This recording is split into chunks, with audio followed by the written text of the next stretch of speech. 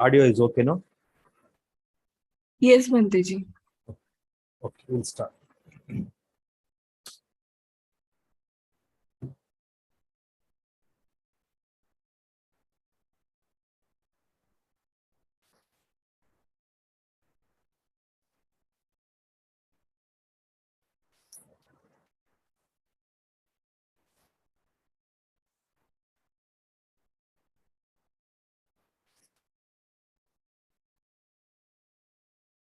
नमो तस्सा भगवतो अरहतो सम्मा संबुद्धस्सा नमो तस्सा भगवतो अरहतो सम्मा संबुद्धस्सा नमो तस्सा भगवतो अरहतो सम्मा संबुद्धस्सा इतिपिसो भगवारहं सम्मा संबुद्धो विद्याचरण संपन्नो सुगतो लोकविदु अनुत्तरो पुरिसदम्म सारथि सत्ता देव मनुष्यानां बुद्धो भगवाति नमो तस्स सम्मा संबुद्धस्सा ये च बुद्धा अतीता च ये च बुद्धा अनागता पच्चुपन्ना च ये बुद्धा अहं वन्दामि सब्बदा नत्ति मे शरणं गण्यं बुद्धो मे शरणं वरं ये तेन सच्चवज्जेन होतु मे जयमङ्गलम् उत्तमङ्गेन वन्देऽहं पादपंसो वरुत्तमं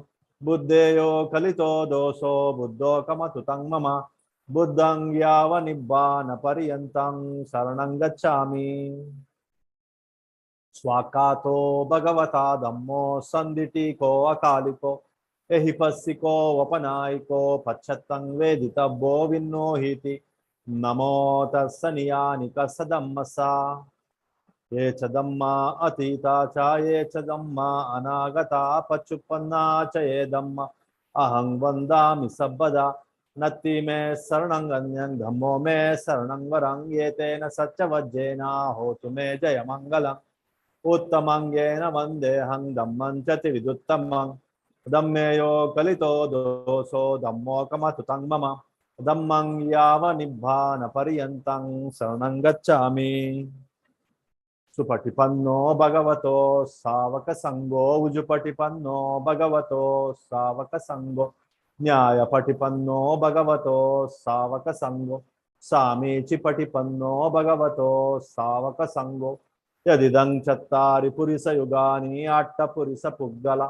एषा भगवतो सावकसंगो आहुनैयो पाहुनैयो दक्षिणैयो अञ्जलिकरणीयो अनुत्तरं पुण्यकेतं लोकस्साति नमो तस्स अट्ट अर्यपुग्गला महासंगसा ये च संगा अतीता च ये च संगा अनागता पच्चुपन्ना च ये संगा अहं वन्दामि सब्बदा नत्ति मे शरणं गण्यं संगो मे शरणं वरं ये तेन सच्चवज्जेन होतु मे जयमङ्गलम् उत्तमङ्गेन वन्देऽहं संगं च त्रिविधुत्तमं संगेयो कलितो दोषो संगो कमतु तं मम संगं यावनिब्बानपर्यन्तं शरणं गच्छामि विपत्ति पटिवाहाय सब्ब संपत्ति सिद्धिया सब्ब दुःखं विनाशाय सब्ब भयं विनाशाय सब्ब रोगं विनाशाय भवेदीगायुकदायक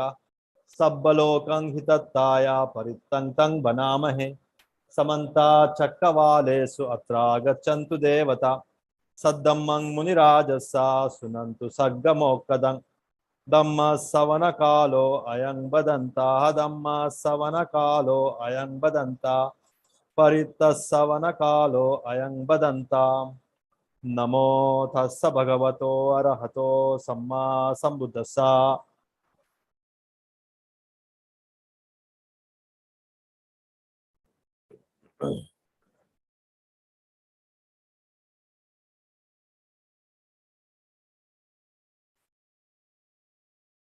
पुनच परं भिक्कवे भिक्खु इममेव कायं उद्धं पादतला अदो केसमत्तका तच पर्यन्तं पूरं ज्ञानपकारस्य असुचिनो पच्चवेक्कति अत्ति इमस्मिन् काये केसा लोमा नका दन्ता तचो मांसं नारु अत्ति अत्तिमिञ्जं वक्कं हदयं यकनं किलोमकं पिहकं पप्पासं अन्तं अन्तगुणं उदर्यं करीसं पित्तं संहं कुब्बो लोहितं सेदो मेदो अस्सु वसा केलो सिंगाणिका लसिका मुत्तन्ति संयतापि भिक्खवे उबतो मुखा पुतोली पूरा ज्ञानाविहितस्य धन्यस्य संयतिदं सालीनं विहीनं मुग्गानं मासानं तिलानं तण्डुलानं तमेनं चक्कुमा पुरिसो मुञ्चित्वा पच्चवेक्यय्या इमे साली इमे विहि इमे मुग्गा इमे मासा इमे तिला इमे तण्डुलाति एवमेव को भिक्खवे भिक्खु इममेव कायं उद्धं पादतला अदो केसमत्तक तचपर्यन्तं पूरं ज्ञानपकारस्य असुचिनो पच्चवेक्कति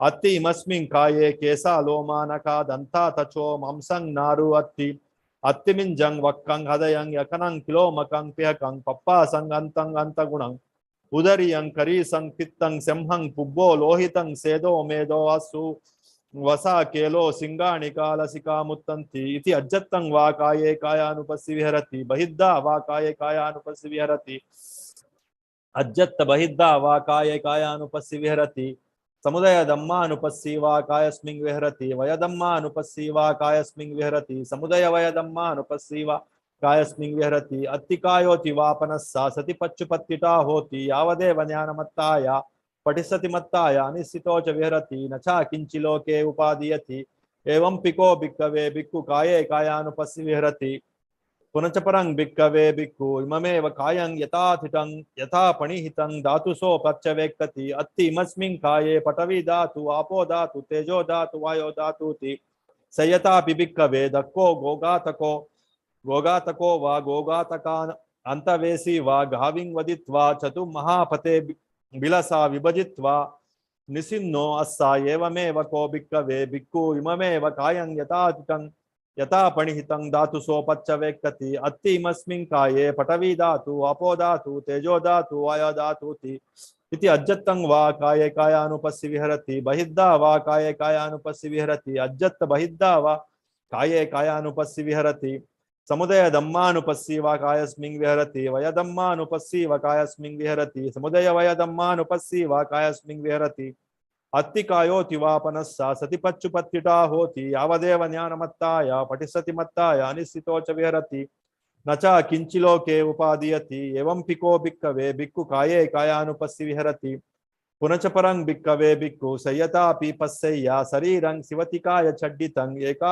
एकाहमतं वा द्विहमतं वा तिहमतं वा उद्दुमातकं विनीलिकं विभुपकजातं सो इममेव कायं उपसंहरति अयं पिको कायो एवं धम्मो एवं भावी एवं मनतीतोति इति अज्जत्तं वा काये कायानुपस्सि विहरति बहिद्धा वा काये कायानुपस्सि विहरति अज्जत्त बहिद्धा वा काये कायानुपस्सि विहरति समुदय धम्मानुपस्सि वा कायस्मिन् विहरति वयधम्मानुपस्सि वा कायस्मिन् विहरति समुदय वयधम्मानुपस्सि वा कायस्मिन् विहरति अत्तिकायोति वापनस्सा सति पच्चुपत्तिटा होति यावदेव ज्ञानमत्ताया पठिसति मत्ताया अनिश्चितो च विहरति न च किंचि लोके उपादीयति एवं पिको भिक्खवे भिक्खु काये कायानुपस्सि विहरति पुनश्च परं भिक्खवे भिक्खु संयतापि पस्यैया शरीरं शिवतिकाय छड्डितं काके हि वा कज्जमानं कुलले हि वा कज्जमानं गिज्जे हि वा कज्जमानं कनके हि वा गज्जमानं शुनके हि वा कज्जमानं गग्गे हि वा कज्जमानं दीपी हि वा कज्जमानं सिंगळे हि वा कज्जमानं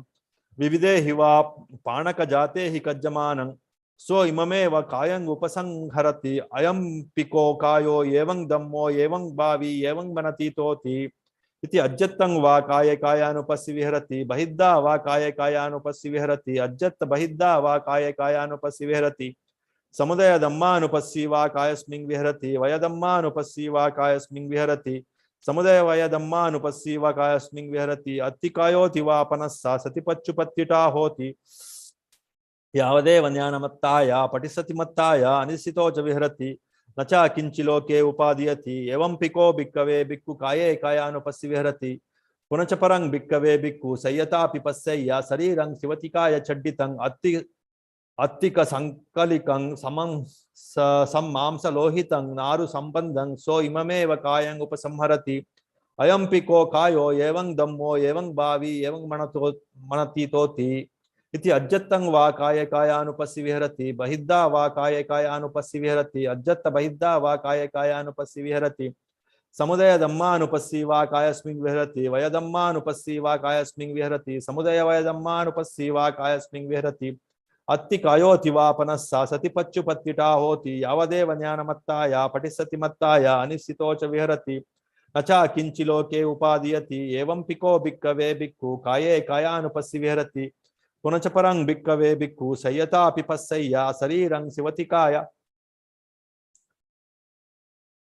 चड्डितं अत्तिका संकलिकं निमंसलोहित मक्कितं नारु संबंधं सो इममेव कायं उपसंहरति अयं पिको कायो एवं धम्मो एवं भावी एवं अनतीतोति इति अज्जत्तं वा काय कायानुपस्सी विहरति बहिद्धा वा काय कायानुपस्सी विहरति अज्जत् बहिद्धा वा काय कायानुपस्सी विहरति समुदय धम्मानुपस्सी वा कायस्मिन् विहरति वय धम्मानुपस्सी वा कायस्मिन् विहरति समुदय वय धम्मानुपस्सी वा कायस्मिन् विहरति अत्ति कायोतिवापनस्स सति पच्युपत्तिटा होति यावदेव ज्ञानमत्ताया पठिसति मत्ताया अनिश्चितो च विहरति न च किंचिलोके उपादीयति एवं पिको भिक्खवे भिक्खु काये कायानुपस्सी विहरति पुनच परं भिक्खवे भिक्खु संयता पिपस्सय्या शरीरं शिवतिकाय चड्डितं अत्तिक संकलिकं अपगत मंसलोहितं नारु संबंधं सो इममेव कायं उपसंहरति अयं पिको कायो एवं धम्मो एवं भावी एवं मनतीतोति इति अज्जत्तं वा काय कायानुपस्सी विहरति बहिद्धा वा काय कायानुपस्सी विहरति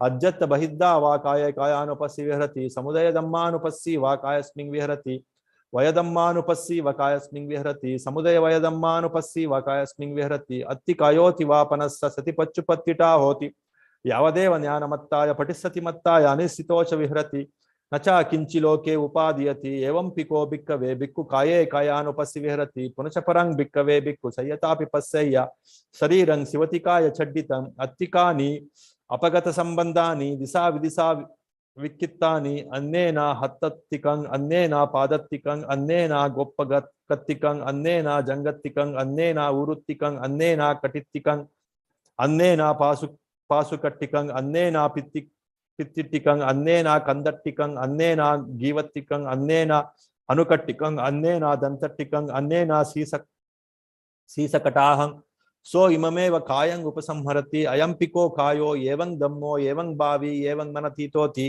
इति अज्जत्तं वा काये कायानुपस्सी विहरति बहिद्धा वा काये कायानुपस्सी विहरति अज्जत् बहिद्धा वा काये कायानुपस्सी विहरति समुदय धम्मानुपस्सी वा कायस्मिन् विहरति वय धम्मानुपस्सी वा कायस्मिन् विहरति समुदय वय धम्मानुपस्सी वा कायस्मिन् विहरति अत्ति कायोतिवापनस्स सति पच्युपत्तिटा होति यावदेव ज्ञानमत्ताय पठिसति मत्ताय अनिश्चितो च विहरति न च किंचिलोके उपादीयति एवं पिको भिक्खवे भिक्खु काये कायानुपस्सी विहरति पुनच परं भिक्खवे भिक्खु संयता पिपस्सय्या शरीरं शिवतिकाय चड्डितं अत्तिकानि सेतानि संकवर्ण पटिभागानि सो इममेव कायं उपसंहरति अयं पिको कायो एवं धम्मो एवं भावी एवं मनतीतोति इति अज्जत्तं वा काये कायानुपस्सी विहरति बहिद्धा वा काये कायानुपस्सी विहरति अज्जत् बहिद्धा वा काये कायानुपस्सी विहरति समुदय धम्मानुपस्सी वा कायस्मिन् विहरति वय धम्मानुपस्सी वा कायस्मिन् विहरति समुदय वय धम्मानुपस्सी वा कायस्मिन् विहरति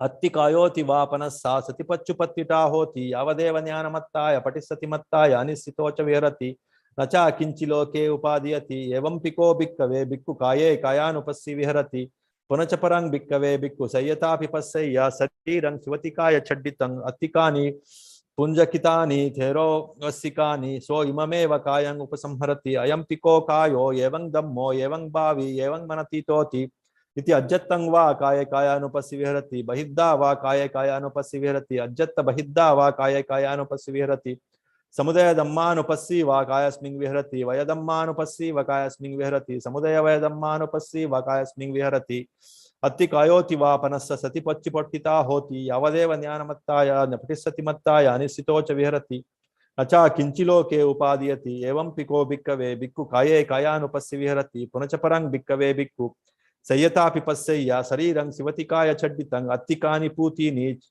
चुन्नकजातानि सो इममेव कायं उपसंहरति अयं पिको कायो एवं धम्मो एवं भावी एवं मनतीतोति इति अज्जत्तं वा काये कायानुपस्सी विहरति बहिद्धा वा काये कायानुपस्सी विहरति अज्जत् बहिद्धा वा काये कायानुपस्सी विहरति समुदय धम्मानुपस्सी वा कायस्मिन् विहरति Vayadammanupasyiva kayasming viharati. Samudaya vayadammanupasyiva kayasming viharati. Atti kayoti va panassa sati pachupattita hoti. Yavadeva jnanamattaya patisati mattaya anisitocha viharati. Nacha kinchiloke upadiyati. Evam piko bhikkave bhikkhu kaye kayanupasyi viharati. Yetena saccavajjena sotino hotu sabbada. Yetena saccavajjena hotu no jaya mangalam. Yetena saccavajjena patuno ratanattayam. Sabbityo vivajjantu sabbarogo vinasatu. Mate bhavatvantarayo sukhi digayuko bhava. Bhavatu sabba mangalam rakkantu sabba devata. Sabba buddhanubhavena, sabba dhammanubhavena, sabba sanganubhavena. Sada sotti bhavantu te. Imina punyakam hena mame bala samagamo. Satang samagamo hotu yava nibbana pattiya. Idang me punyakamang asavakkayang vahang hotu. Sabba dukkha pamucchatu. Nibbana sampacchayo hotu. Sadhu, sadhu.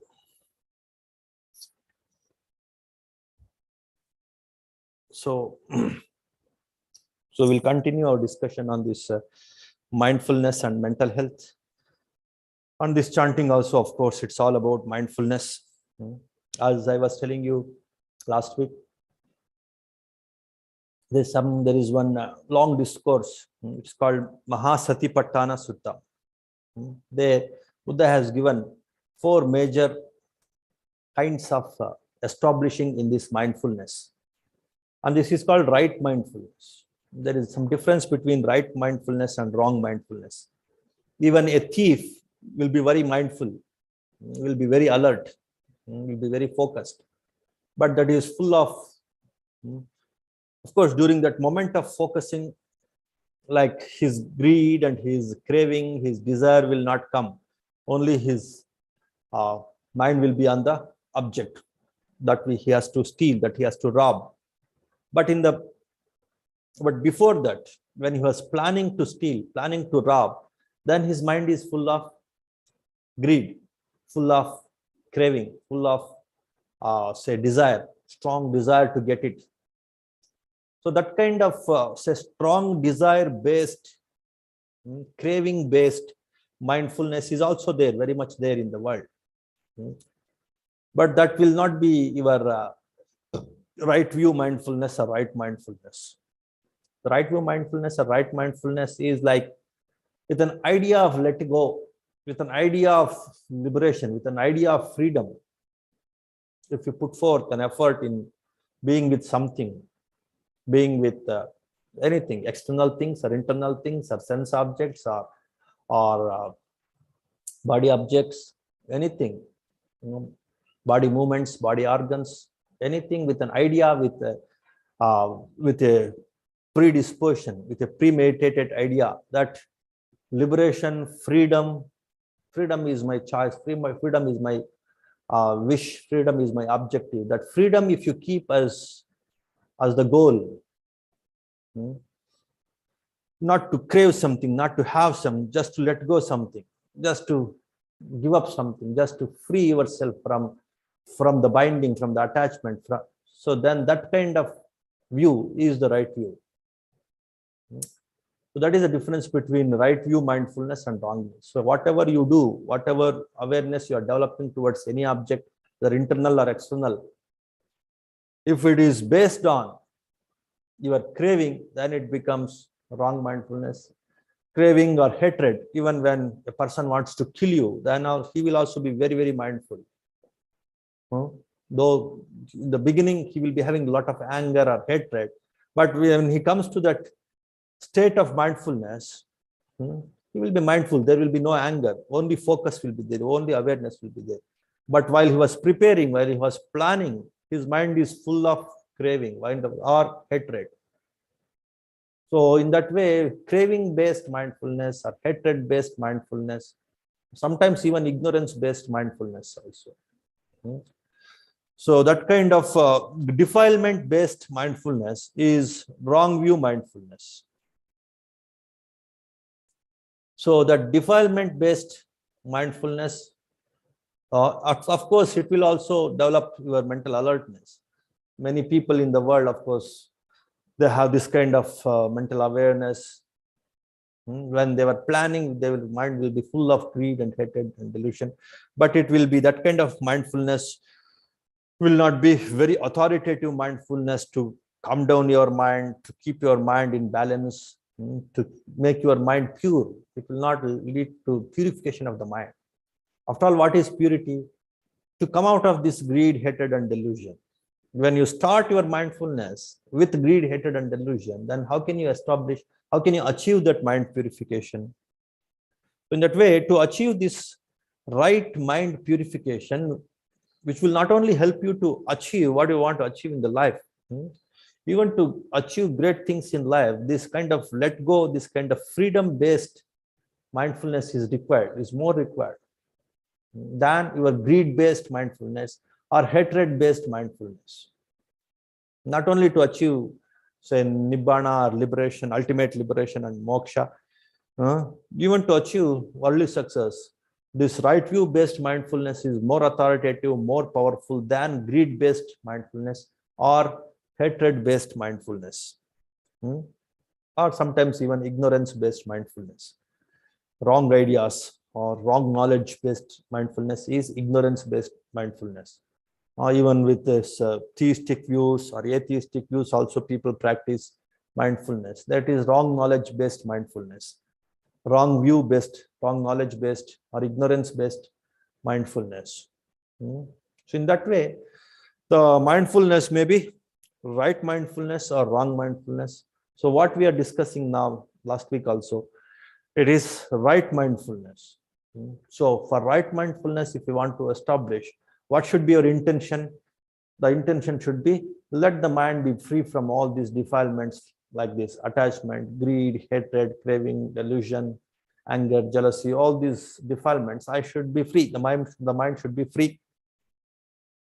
That based on that aspiration, if you start learning and working on this mindfulness, then it will become right mindfulness.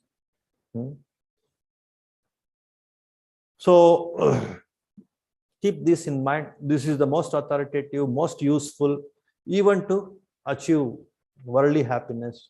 Forget about the nibbanic happiness, or let us say enlightenment happiness.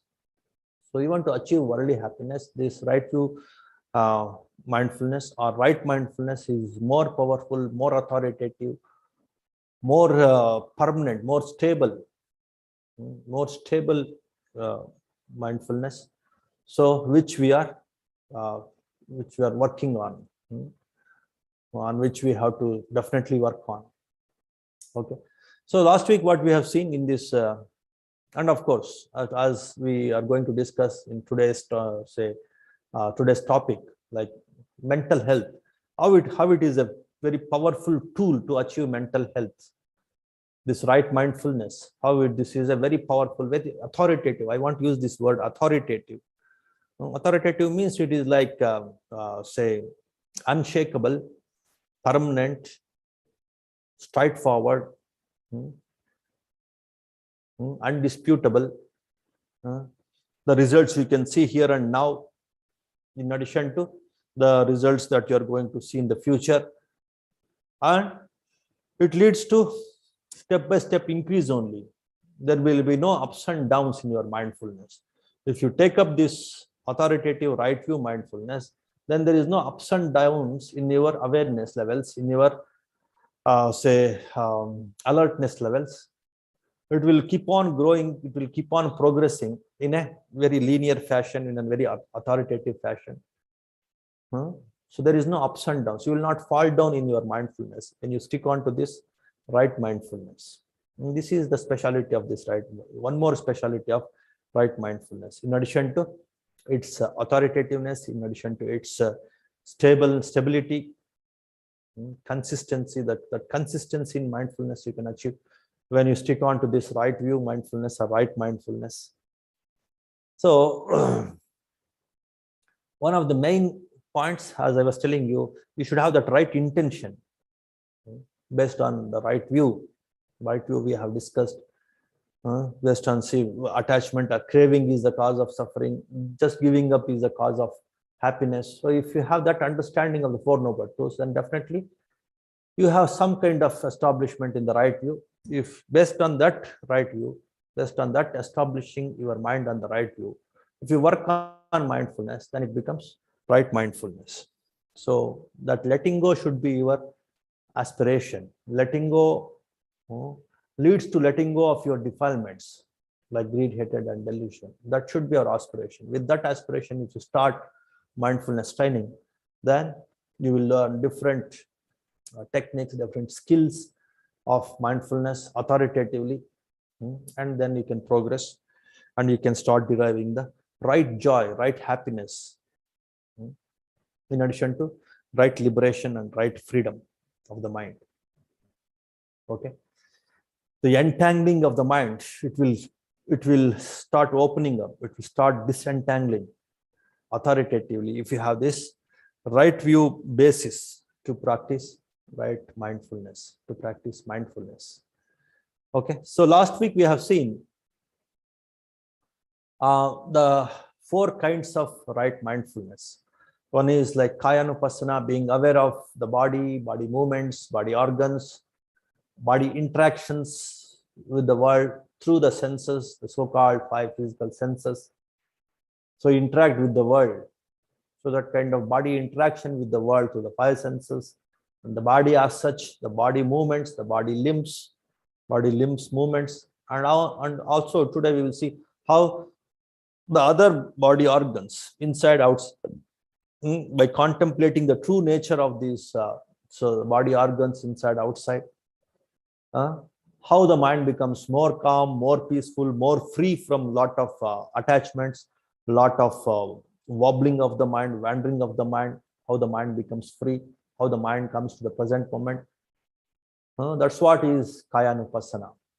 Understanding all these body related activities, objects, interactions, the processes authoritatively, mindfully, then it becomes Kayanupassana, establishing in the body awareness. Kaya means body, Anupassana means awareness, again and again consistently being aware of the body. That is what is called Kayanupassana.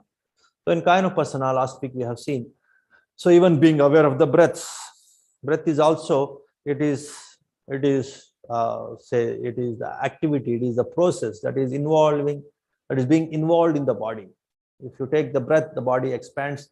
If you exhale, then the body contracts. There is rise and fall of this body, or this abdomen, belly, along with the chest. And of course, there is expansion in the entire body to some extent because of breathing. So in that way, body and breathing, they go together. So if you observe the breath, you are observing the body. That's why the breath is sometimes also called as the breath body, because it is almost an integral constituent of the body, the breath, when it is alive. So the breath is an integral component or integral, process of the body. So when you are observing these breaths, you are observing the body. So that's why this Anapana also is included as one of the Kayanupassana techniques. And of course, to achieve that, you require a lot of mental stillness. The mind should learn how to let go so many things, because observing the breath, it requires a bit of concentration, bit of focus. The mind is so restless, then how can it focus on the breath directly? So that's because of that reason Buddha has given so many other this Kayanupassana objects also, mindfulness, the other body movements, body processes also Buddha has given, and also three more Anupassana, 3 more mindfulness techniques also Buddha has given. That is Vedananupassana, that is observing the subtle body. Subtle body you can observe, you can feel in the form of feelings, physical feelings. They can be called as sensations also, the physical sensations, the physical feelings. If you are aware of it, it is called Vedananupassana, Samvedananupassana or Vedananupassana. And then you have to be aware of the mental processes. It's called Chittanupassana.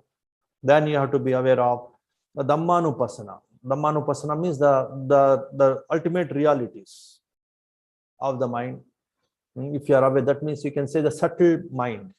If you're aware of the subtle mind, the subtle processes, the subtle realities of the mind, which are ultimate also, of course. So that kind of subtle realities of the mind, if you observe, then it becomes Dhammanupassana. So in that way, gross body, subtle body, gross mind, subtle mind, observation, being aware of it. So these are the four kinds of mindfulness. These are the four ways to establish in the mindfulness. But the intent to develop in this is it should be based on right view. What is the right view? What is the one important aspect of right view? Craving with an intention to get something, to have something, get attached to something, holding on to something. If I want to develop mindfulness, if that is your intent, then it becomes wrong mindfulness. I want to let go. I want to just free up. If that is your intention, because that is the true happiness. That is the true way, authoritative way to achieve anything in the life. Success, happiness, liberation, creativity, leadership, for everything. That is the approach. Skillful letting go, skillful freedom of the mind. The training in the skillful freedom of the mind, that is the right approach. If that understanding, if you have, based on that understanding, if you practice mindfulness, then it becomes right mindfulness. So these four mindfulness techniques, mindfulness approaches, mindfulness dimensions, Kayanupassana, Vedananupassana, Chittanupassana, Dhammanupassana, you should practice based on this right view.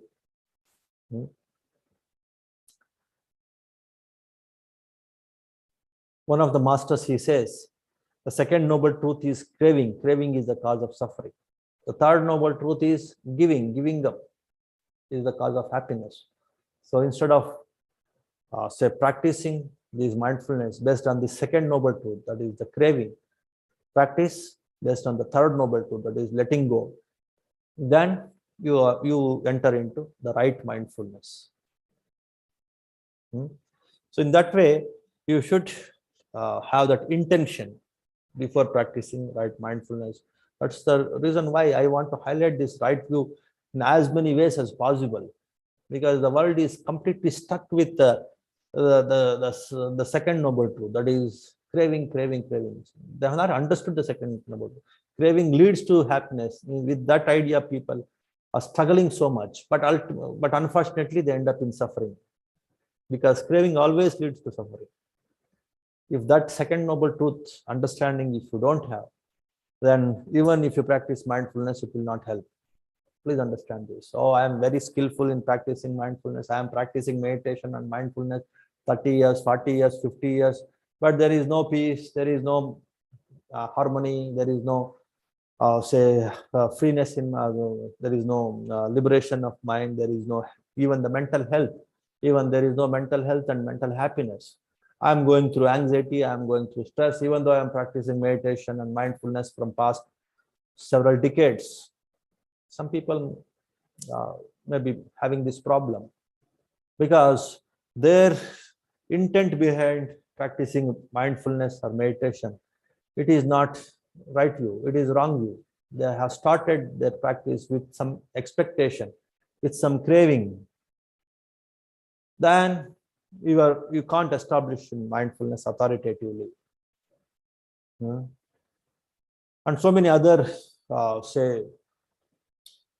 wrong view, say ideologies, philosophies, approaches, techniques, many people have designed, and again they're promoting those things as mindfulness training programs. But still, if you are not achieving, even though you are practicing for so many years, then it is because that you have not understood the right intent that you have to develop, that you have to establish before practicing the mindfulness. So that's why understanding right view in all its dimensions, in all its angles, the different angles of right view. So because of that reason only, in almost all my talks, I emphasize on right view. I emphasize of the greatness, significance of right view. Many people are scared to establish right view because If their intent is to let go, then how can I get in the things? That way people always think. If I keep on practicing this idea of letting go, the technique of letting go, freeing the mind, then how can I possess the things? How can I get the things? That kind of fear is always there among, of course, almost all of us. But slowly develop that intelligence in all possible ways. So we are, as many of you are practicing these different right view meditation techniques in different levels, by knowing the 4 faculties of the mind and practicing all the techniques of these 4 faculties of the mind, then slowly the mind will learn, mind will develop the confidence. Yes, by letting go only, I'll get everything. There is no need to crave to get something. Just like, say, like your catapult, or say, like your archery. If you pull back, then the arrow will go as far as possible. Farther you pull back, longer, or the farther the arrow will go. The same way, the higher the let go, higher you get the things. Higher the you give up, more you will get. More you give up, more you will get. So this law also, this law of cause and effect also, you should understand. And if these 2 things, if you are thoroughly established, the 4 noble truths, craving is the cause of suffering, giving is the cause of happiness, and this law of cause and effect. More you give, more you get. More you give up, more you possess, more you can get in, more you can hold the things, more you can say receive the things. If these 2 things are not clear in your mind, then you can't establish in anything. You can't establish in right speech, you can't establish in right action, you can't establish in say right mindfulness or right livelihood. You get trapped into that craving, vicious craving cycle, with more insecurity, with more fear, with more ignorance, more foolishness. You get trapped into that vicious cycle of craving and suffering, craving and suffering. If you want to come out of this vicious cycle of craving and suffering, you should break this somewhere. So for that, understanding these 4 noble truths as deeply as possible, penetrating into this 4 noble truths as deeply as possible, based on this universal law. What is that universal law? The more you give, the more you get. The more you hold, the more you lose. The more you hold, the more you possess, the more you hold on to the things, the more you lose. In so many ways. If these 2 things, the universal law of cause and effect, action and reaction, and the 4 noble truths, if you don't have the thorough understanding, the deeper understanding, then whatever say right speech or right action, thinking that it is right speech, right action, it can't be right action and right speech, and it won't give you the joy and happiness authoritatively.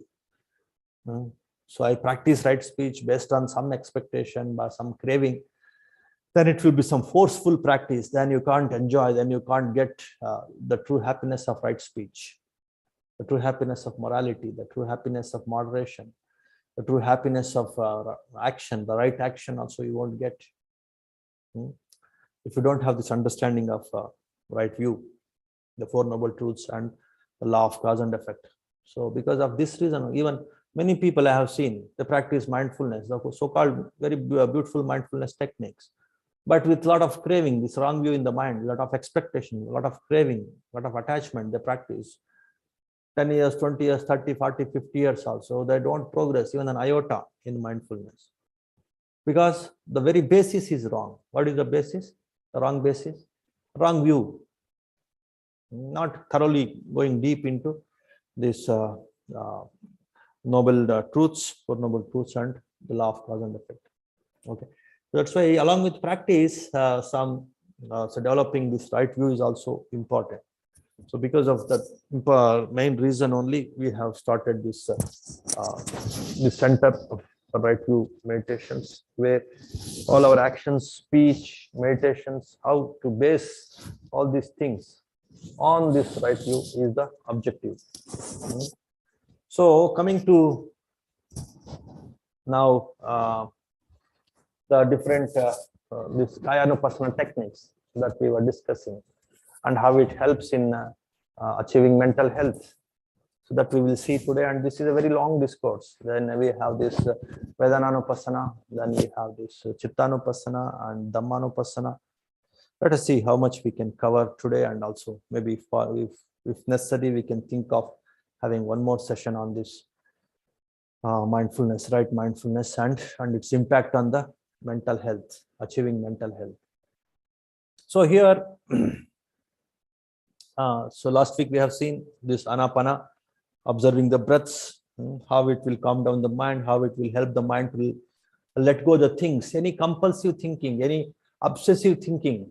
As I used to tell you, most of our mental health illness, mental diseases, mental issues, mental health issues, many things. Nowadays, people are talking about anxiety, manias, depression, the highs and lows of the mind. It's all because of this compulsiveness, compulsive thinking. That means the mind is not under control. Once it enters into one thinking process, so it will go, say, uncontrolled, in an uncontrolled way. You can't bring it back to the present moment, the present work, the present action, the present body, the present say, the mental calmness, the present mental stillness. You can't bring it back. It goes uncontrolled, in an uncontrolled way. So that is the main reason for all mental health issues.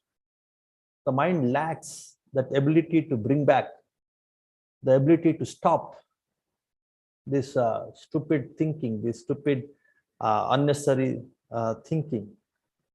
The mind is habituated to get carried away in one particular thought process. All your mental say diseases, mental illness.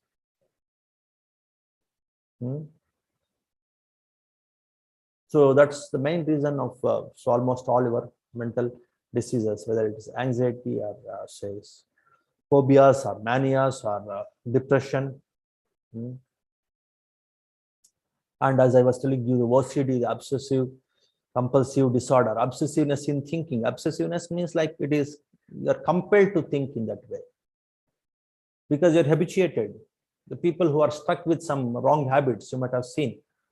So though they struggle hard to come out of that habit, but because of that habituation, they are compelled to do that, even though they don't like it.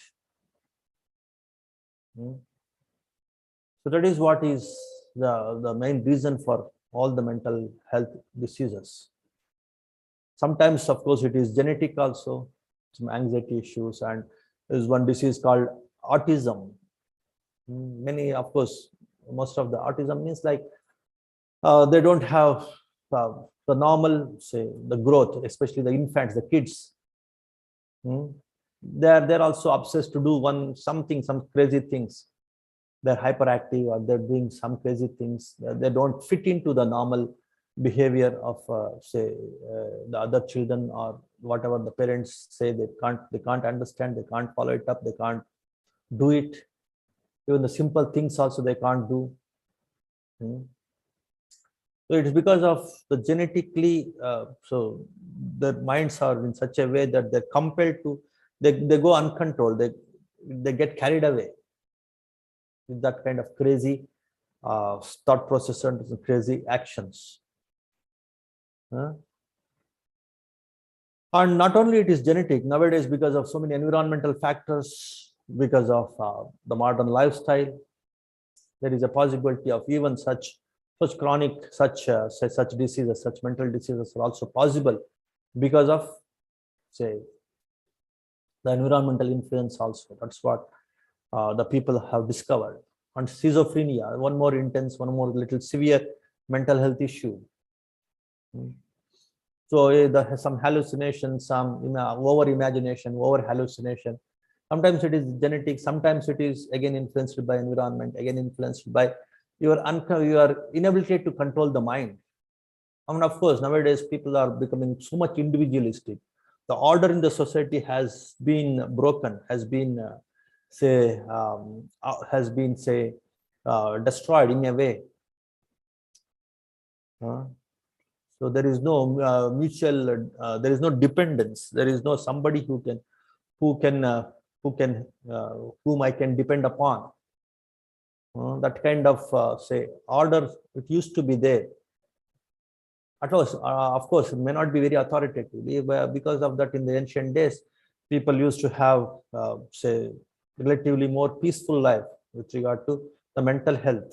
Though there may be so many physical challenges like health issues, physical health issues, diseases, wars, famines, plague, so many diseases like plague and all. But regard to the mental health, they were relatively more peaceful. So now we have more of mental health issues. 1 in 8 people, they are suffering from one or the other mental health issues. That's what is the survey. 1 in 8 people in the world now, they are suffering from mental health issues like this: anxiety or depression or OCD or manias or phobias or this, sometimes even schizophrenia. They say 1 in 300 they are suffering from schizophrenia. Or autism. Autism also, it's the ratio is increasing. Their number also increasing. So it is because of that that order is, that dependability is not there. Somebody who can save me, that protection and say that a feeling of safety is not there. Feeling of individuality is more than the feeling of safety is decreasing. They are going in an opposite direction. They're inversely proportional. More your feeling of individuality, then the human minds are not so mature to achieve that individuality and derive happiness in that individuality. That's why so many mental health issues. I repeat. So individuality is good when you're capable to become individualistic. When you are dependent on yourself, then individuality is good. Until then, just like there should be some protection.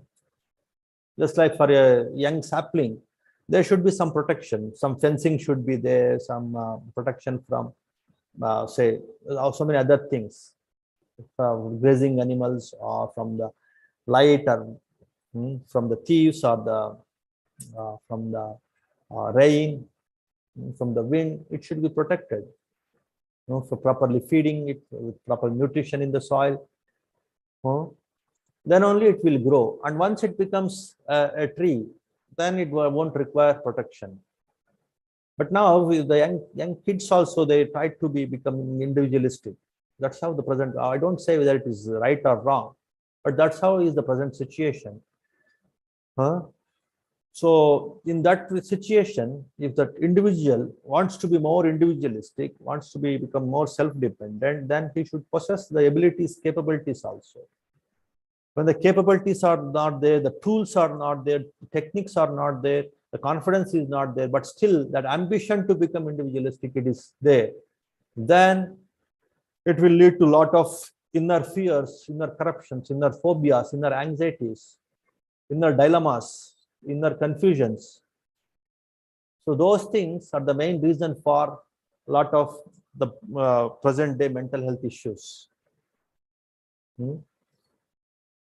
Because the protection, very dependable protection from somebody, either even the parents also, they are, because of lot of generation gap, and as I told, that individual thinking of the kids, even the parents are not in a position to give complete protection, and even the children are not completely dependent on parents, even for the protection. And no spiritual teachers, or even the political system also so much. There's a lot of anarchy, there's a lot of confusion everywhere. In the spirituality also, there's a lot of confusion. That is the greatest confusion that has led to so many confusions in other fields of life also, like in politics, like in social life, everywhere. The confusion is because there is confusion in the spiritual life or in the religious life also. people are in some doldrums now, whether to accept this religion, my religion, that religion, or to give up all the religions to become atheist. Whether that is advantage, that is more beneficial, this is more beneficial. There also there is a lot of confusion. So because of the confusion in this spiritual security, all other insecurities also, the political insecurity, the professional insecurity, the family insecurity, social insecurity, all insecurities. That is the main reason for many of the mental health diseases. So, so I can't insist on say one religious technique or one spiritual technique, but I can very confidently tell you, experiment with this right view approach. It is completely as far as my understanding, it is authoritative after seeing so many other things, and based on understanding, based on the practice, based on the feedback, we could able to design this. Give a fair trial, 1 or 2 years. Then you see if it is suitable for your temperament, your mindset, your mentality. Go ahead in this. So this is the only way now. You have to give fair trial. You have to plunge into action. That's what I did. So many teachers, so many approaches, so many techniques. I completely surrendered, gave everything to that cause, everything.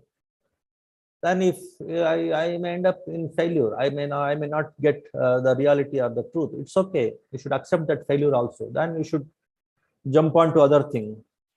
In that way, that experimentation is the only way now. You can't, because I am born in this religion, I will just surrender to this religion. I am born in this sect, I will just surrender to this sect. I am born to this, say, this social order, I will surrender to this. That will not work out now.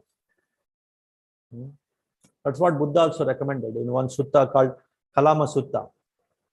Buddha recommended, simply don't simply follow thinking that it is my my ancestors, they were following this, I too should follow.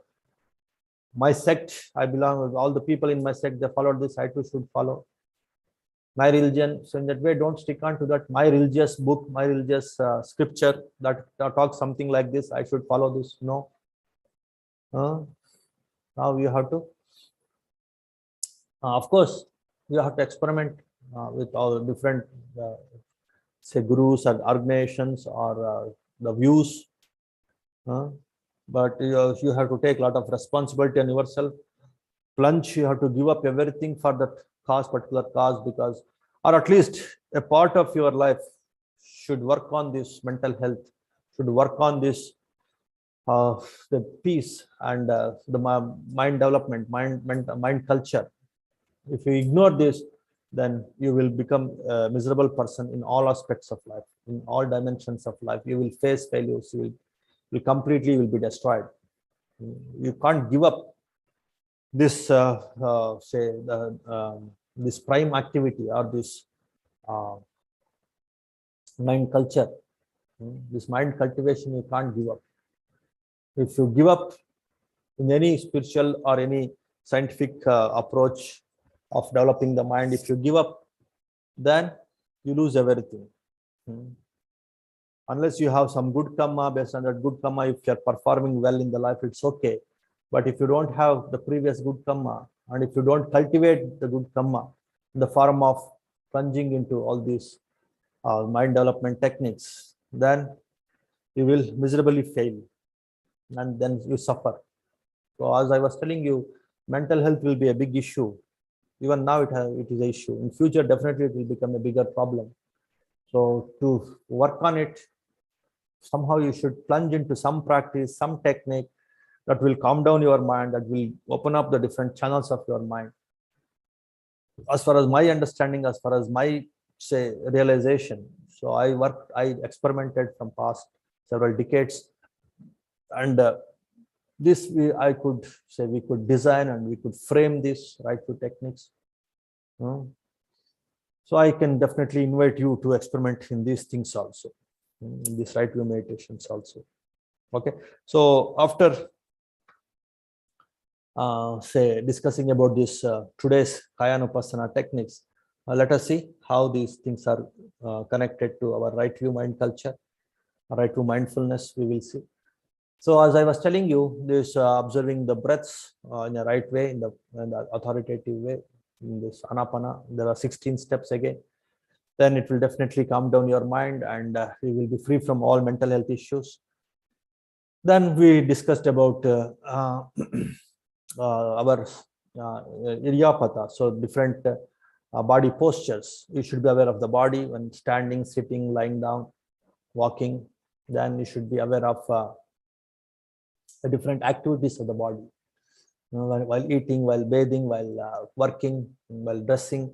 All these different situations, you should be aware of the body movements. And then today, what we have chanted is like your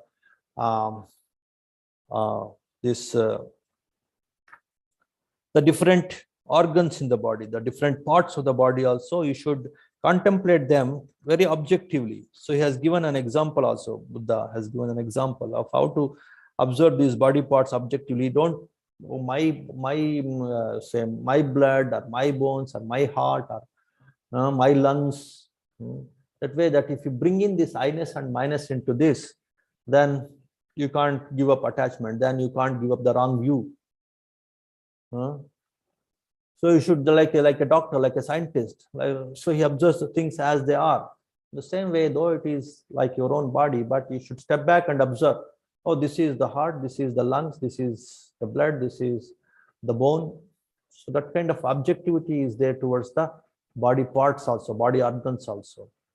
When you say go to one on medical say museum or where they keep the dead bodies, the different parts of the body, or when you see one say so when they're operating the body, or when there is some vivisection, they're operating the body, the dead body post-mortem if they're doing.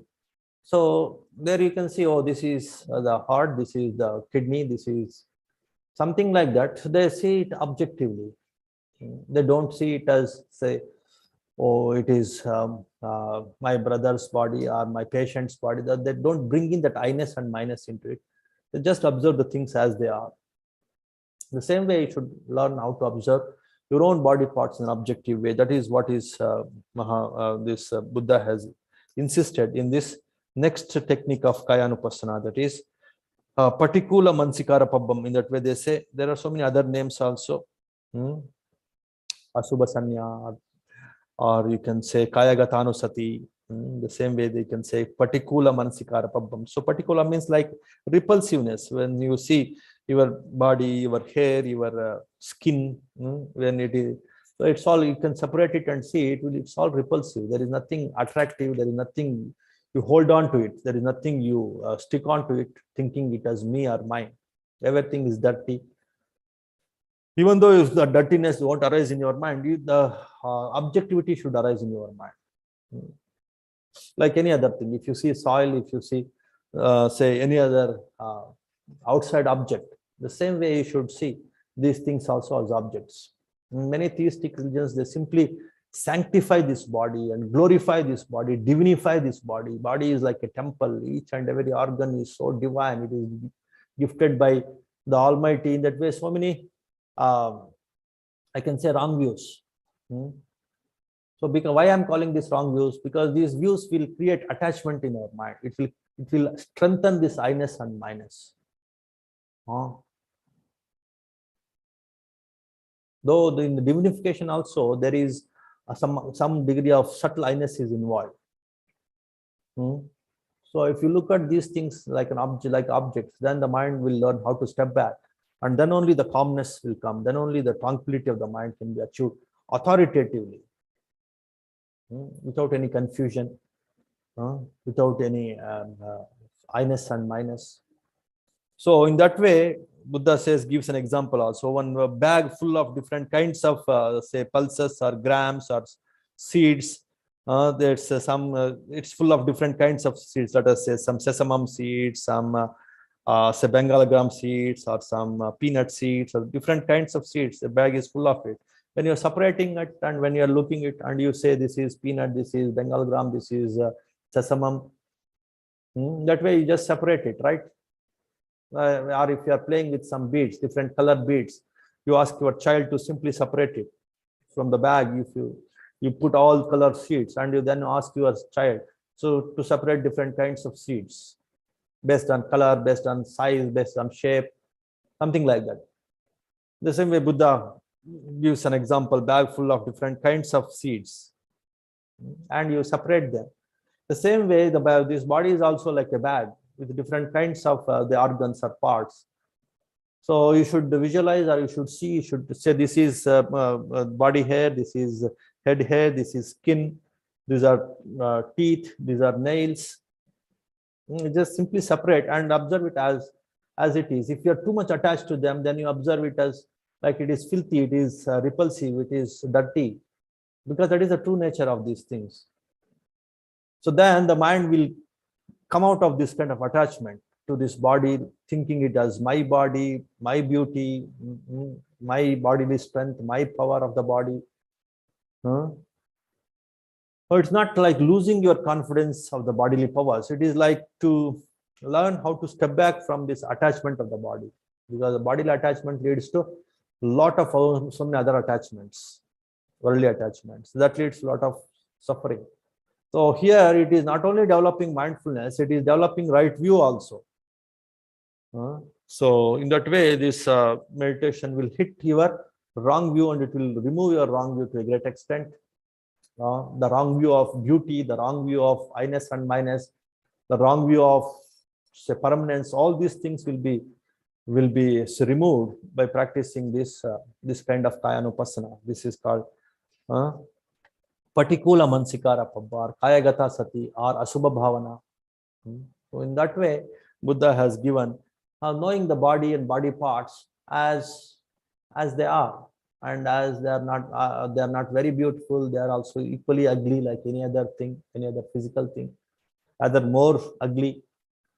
The physical things which we see outside, they are not as ugly as the physical things that we are possessing. If you don't take shower, or if you just open up all the inner organs, they are more smelly, bad smelling, more filthy, more repulsive than the stones, than the trees. So that much filth is there in the body, and people are so much stuck with an attachment to this, thinking it is me, it is mine, it is so beautiful in that way.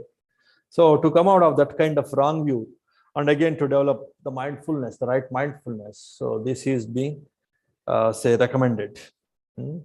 So this is one more way of looking at the body, and again observing the body as say just it is four elements, that's all. The entire body is made up of earth element, water element, fire element, air element. Patavi dhatu, vayo dhatu, apo dhatu, tejo dhatu.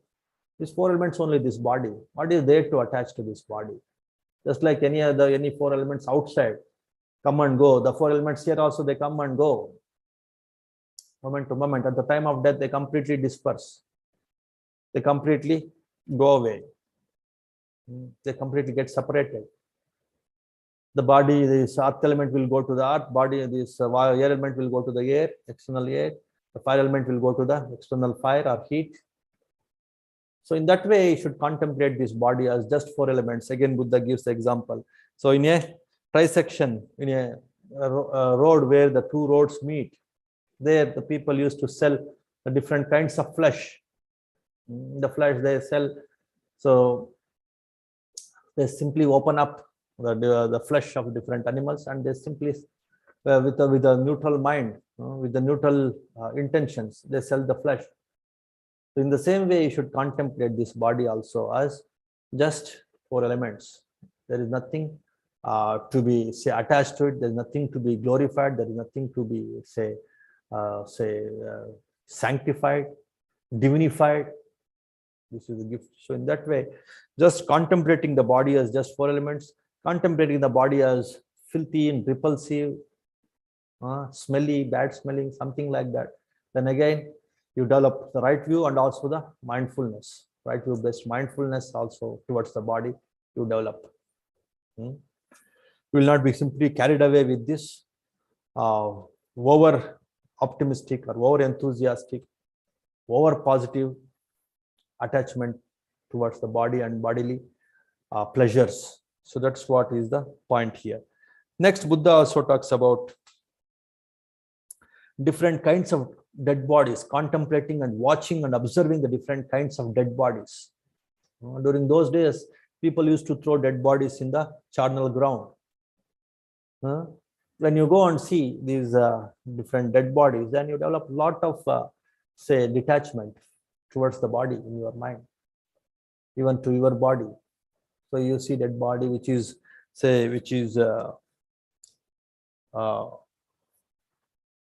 destroyed by the animals, the flesh-eating animals, by the wind, by the fire, by the water, by the germs, by these different germs and worms. Different animals like kakehi, from the crows might have destroyed, and the eagles might have destroyed the body, the dead bodies, and then the dogs or the tigers or the foxes, different animals, they used to destroy, they used to take away a lot of flesh from the dead bodies, and they were very much destroyed by these animals. The dead bodies were destroyed by the. If you contemplate those things, then you develop a lot of realization about the nature of this body. The same thing will happen to my body also. Then there is no need to attach so much to this body. I should work on the mind, that kind of priority, that kind of focus towards the mind, to develop the mind, that you will get when you see these things. And then that is understanding the true nature of this body and the true importance of this body, how insignificant is this body. So in understanding, developing this kind of right view, and also right view based mindfulness, this kind of observations of the dead bodies also will help. So Buddha talks about 9 kinds of these dead bodies. And if you contemplate on these 9 kinds of dead bodies by observing them, and then observing, visualizing your body is also something like that, then you develop what is called the one level of Kayanupassana. Navasivatika Pabbam. 9 kinds of dead bodies, contemplating. So in that way, you can develop one more kind of Kayanupassana. So in that way, Buddha has given these 6 kinds of Kayanupassana, observing the breath, observing the postures, observing the bodily activities, observing, say, the body organs, and observing the body elements, earth element, water element, fire element, as they are, and observing the dead bodies and see the nature of this body. Then the dead body becomes like all the bones will be separated, then noting, oh, this bone is the thigh bone, this bone is the rib cage, this bone is the skull. In that way, you start observing the dead bodies based on the bones, based on the skin and flesh. You can see this much rotten is this dead body. Based on the bones also, you can see how much is insignificant is the body. That way, Buddha has beautifully explained. We don't have much time. In some of our other programs, we will see this beautiful meditation technique of observing the different dead bodies, different kinds of dead bodies, 9 kinds of dead bodies. So in that way, if you contemplate the true nature of this body in different ways, in these 6 different ways, then it amounts to what is called the Kayanupassana. And this will also develop a lot of right view and also a lot of mindfulness. And these things will motivate you, inspire you to work on this mind culture or mind development. Of course, the other Vedana Anupassana, if you observe the Vedanas and knowing the impermanence of Vedanas, knowing how I am separate and these Vedanas, sensations are separate. I'm just a heap of sensations. If that knowledge, if you develop, then you keep on observing these impermanent or ever-changing the sensations of the body. Then you develop more confidence about not to get attached to this body and body sensations. So many pleasures that we think it as a pleasure, it is just a sensation. If you understand the nature of this sensation, it is ever changing, and being with that sensation is not the true happiness. which is ever changing.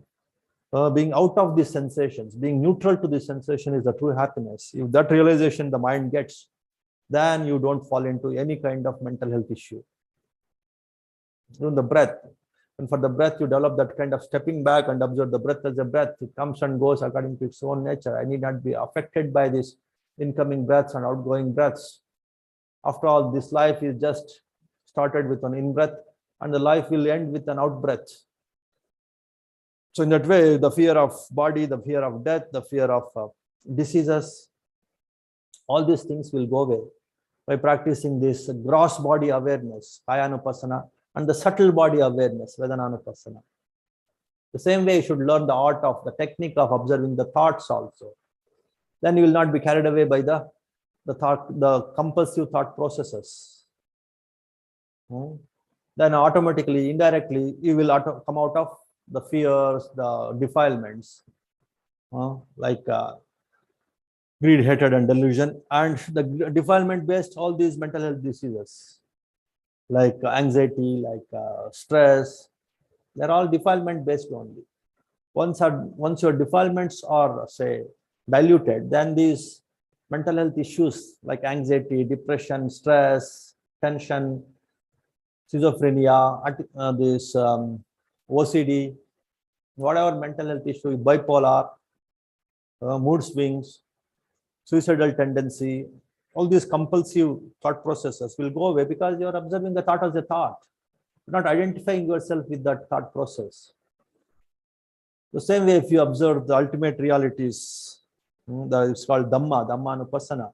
Again, you will get tremendous confidence of letting go of the thoughts, controlling the thought processes. Then you will be free from all kinds of mental health issues. In that way, mental health and this right view mindfulness, they are very, very connected, highly connected. The more you become skillful in this right view and right view mindfulness, right view meditations, the more, say, stronger, more powerful you become in your mental health. Once you achieve your mental health, then automatically your physical health also will be achieved. Most of the physical health issues, they are rooted in the mind only. The present day physical health issues, they are rooted in the mind only. So,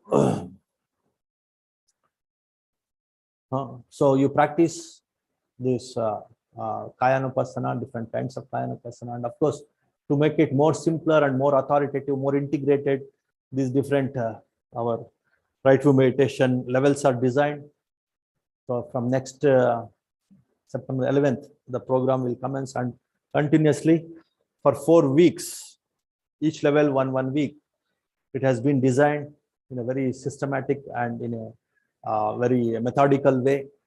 Don't miss this opportunity. This is not only my experience, not only my confidence, it is the confidence of so many hundreds and thousands of our meditators.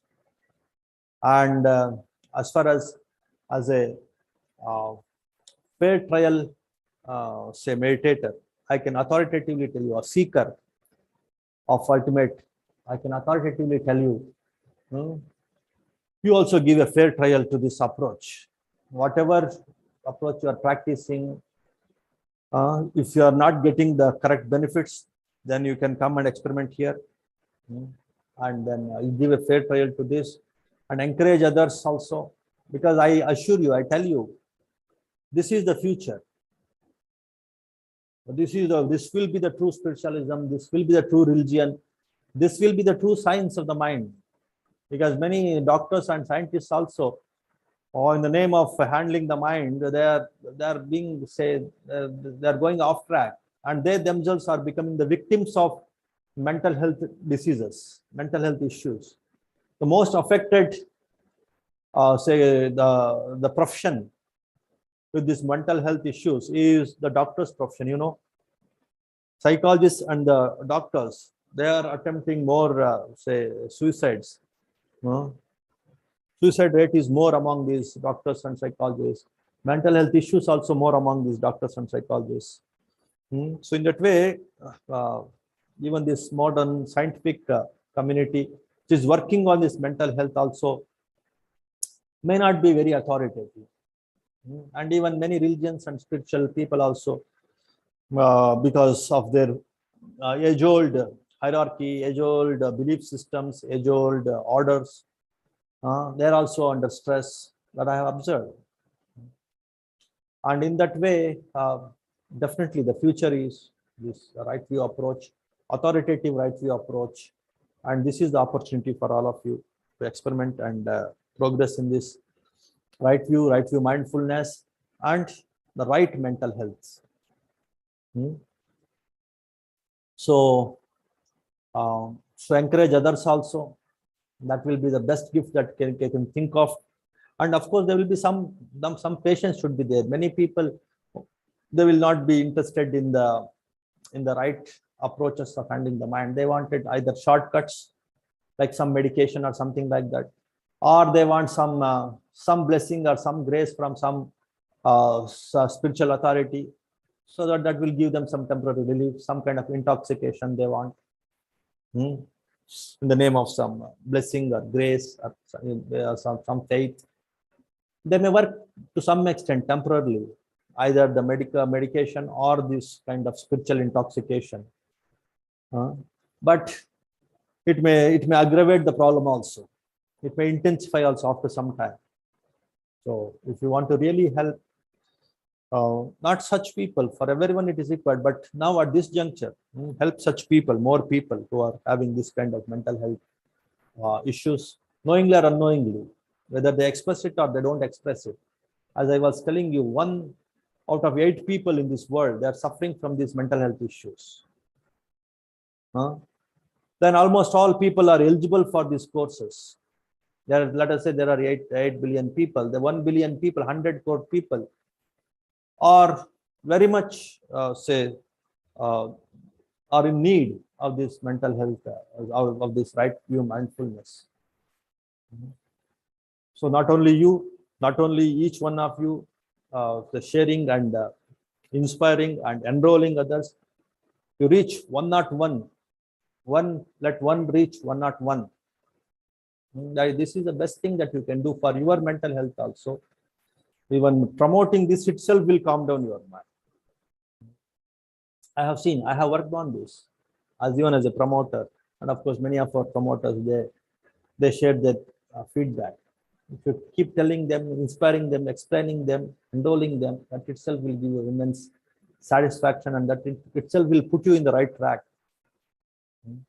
Will create the right intentions in your mind,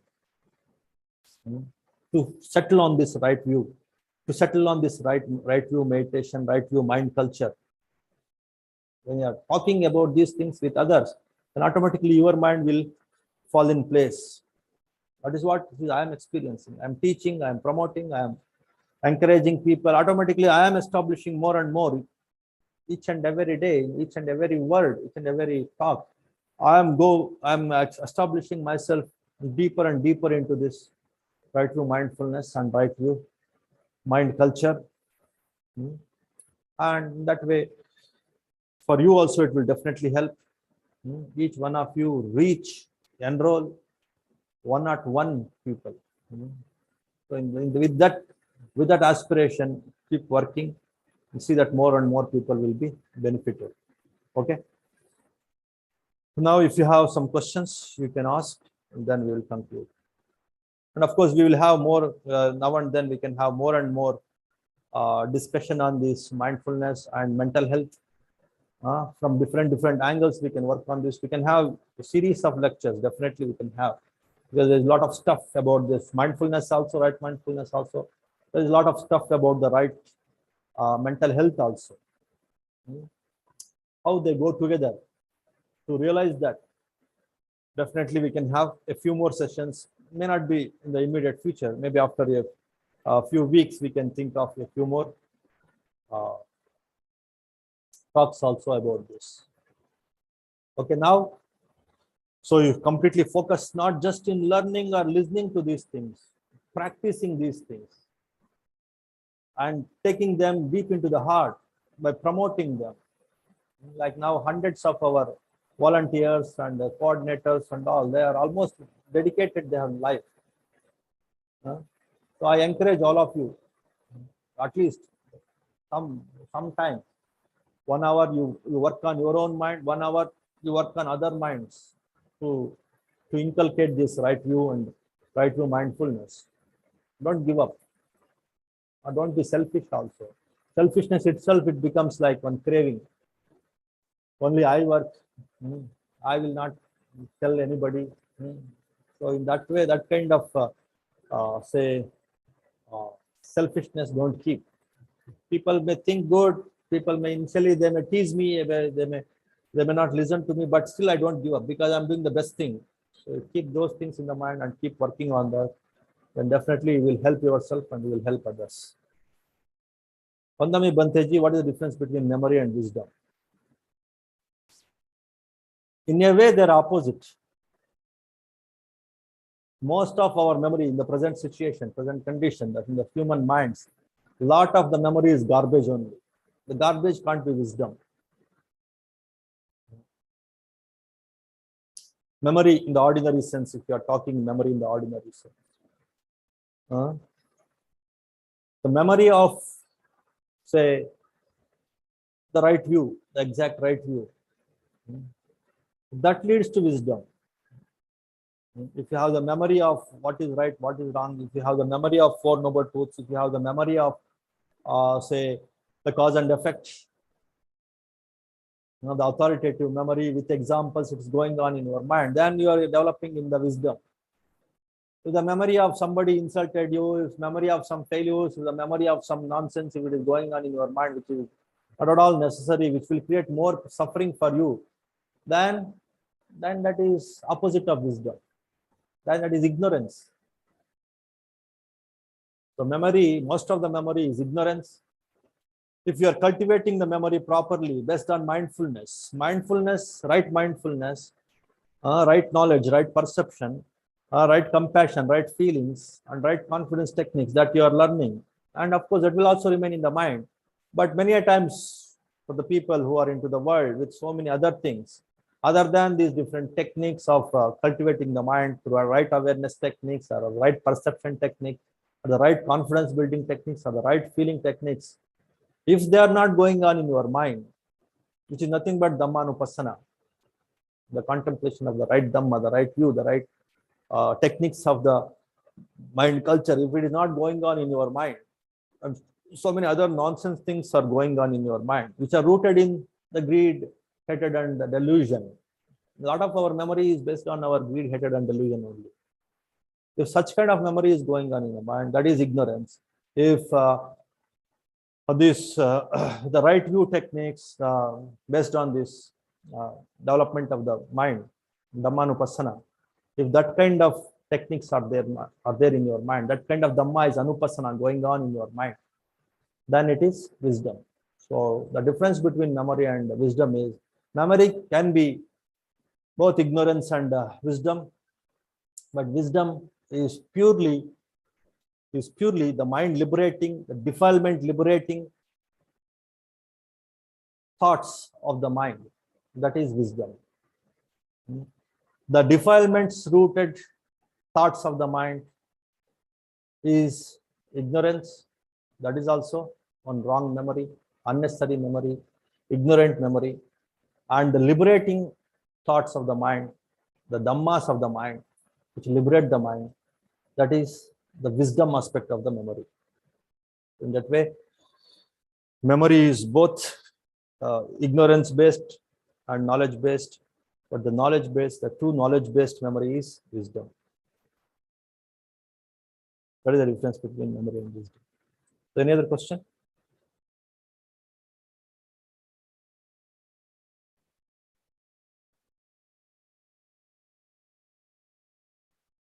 Vandami Banteji, how can students keep their mind concentrated and be fearless in exams? How to come out of unnecessary thoughts during studies, Banteji? Yeah, see, as I was telling you, this mindfulness and memory, they go together. Even the joyfulness and memory also will go together. Skillfulness and memory also, they go together. Got it? Mindfulness and memory, joyfulness and memory, skillfulness and memory, they go together. That's what I teach in all our meditations, mind-body coordination movements. Be joyful, be skillful, be mindful. Don't force anything. Even in meditation, if you force, then you can't meditate properly. You can't learn, can't go deep into the meditation and learn from the meditation. When you're practicing any physical exercise, like even the mind-body coordination, if you don't do it mindfully and joyfully, then you can't go deep and correctly learn this mind-body breath coordination. The same thing holds good with your studies also. Whatever subject you are studying, you should learn it joyfully. You should learn it complete dedication, mindfulness. Completely, you should surrender. You should own it. You should completely embrace it. Whatever subject you are learning, you should not have any inhibition or fear about the subject when you are learning the things.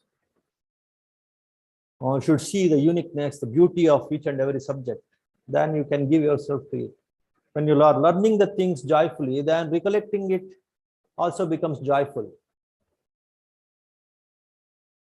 When you watch something, let us say one movie with a lot of interest, thinking you like it very much, when you completely involved in that particular, say, whatever you are watching, or you visit some beautiful picnic spot, some tour, you remember those things forever, for 5 years, 10 years, 15, 20 years, because started liking it. You are enjoying that. You are putting that, what is called a joyfulness into that observation in a picnic spot. So joyfully, your mind will remember that. It is again law of action and reaction. Joyfully take something, joyfully it will come out of your mind. The same thing holds good with your learning also, learning different subjects also. So when you are enjoying that subject, when you are thinking that subject is very special, it's as special as your picnic spot. Actually, each and every subject has its own beauty and uniqueness. But many teachers and parents, they simply, you have to work hard. That way they put some pressure in that learning process. With some pressure, with some hardship, if you are learning, to recollect it, also it becomes, it will become a hardship. That's why you lack memory. That's why you don't perform well in the exams. So this is the first thing actually. So you should joyfully learn the subjects. You should mindfully learn the subjects. You should skillfulness also, it will become, mind becomes more creative by discussing, by writing down, by something like that, by fast reading, by slow reading, by loud reading, different ways, skillfully, and creating some joy in that skillfulness and creating more mindfulness in that skillfulness. If you start learning the subjects, then automatically your concentration will increase, your involvement in that learning process will increase. Your distractions of the mind or the hardship in the mind, it will go away. The joyfulness will start, the mindfulness will increase, the skillfulness will increase. When you start seeing the beauty in that each and every subject, then automatically concentration and memory will increase. When those things are increased, then recollecting it, the particular subject that you have learned in the exam, it becomes easy. Easily it will come to your mind. Easily when you have it, when it has gone inside your mind, easily it will come to your mind when you are remembering it during the exam time, while you are writing the answers to the questions in that exam.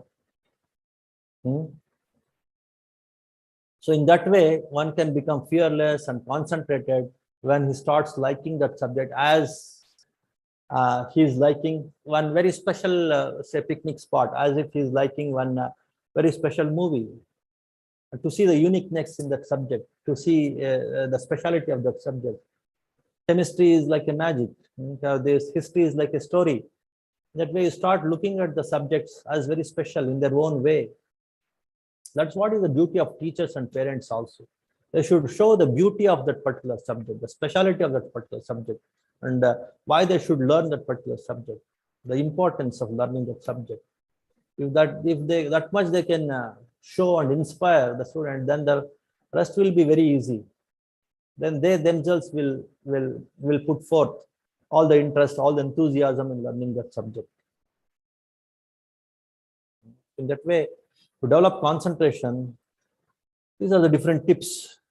Start liking the subject, start knowing that it is useful for your goal in the life. having some proper goals in the life also will help you to focus on the subject, because that goal will push you to learn the subject with more enthusiasm, with more diligence, with more involvement, with more mindfulness. That way there are different tips, and of course at this juncture this much is enough. So in that way, if the students learn, their concentration and memory will increase. Yeah, how to avoid unnecessary thoughts also. Unnecessary thoughts comes because when there is no liking in what you are doing. When you start liking in what you are doing, then automatically the mind will be away from unnecessary things. It goes to unnecessary things. The mind goes to unnecessary things because it foresees some kind of joy. But there is joy here only in my subject. If that the mind understands, then why it will jump to other subjects, other thoughts? That kind of showing joy in learning itself, in that subject itself, that is the key. If that key, the teachers or the parents are successful in showing that particular subject is so interesting, so useful, so beneficial, so charming, so joyful, then automatically concentration comes, automatically the mind diversion will not be there. All that skillfulness comes in learning, joyfulness, mindfulness, everything will come. Okay, so that is about our discussion on this mental health. Yeah, because of this fears in learning, because of say thinking that subject is difficult, that kind of say negative thoughts, negative thinking towards learning, all these things are also one of the main reasons for some mental health issues among the students, one of the reasons. So for this, again, this triple combination of mindfulness, skillfulness, and joyfulness, this is the solution. So please understand, this right mindfulness, if you cultivate correctly, automatically skillfulness and joyfulness also will come. And if you cultivate right joyfulness correctly, then automatically right mindfulness, right skillfulness also will come. And if you cultivate right skillfulness in performing, say, whatever duty that you are doing, or even studying, if you are very skillfully studying, automatically you become joyful, you become creative and joyful, and you will become mindful also.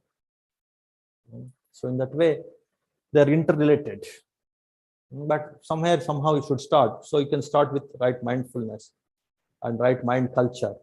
So if you start these things, then automatically you achieve that mindfulness and cultivate this skillfulness. Then automatically your concentration power, your memory power, and your say confidence levels also increase, and fears and anxieties and distraction of the mind, all these things will go away. So mindfulness can be cultivated with morality and moderation also. I used to say, just like these three things, joyfulness, mindfulness, and skillfulness, go together.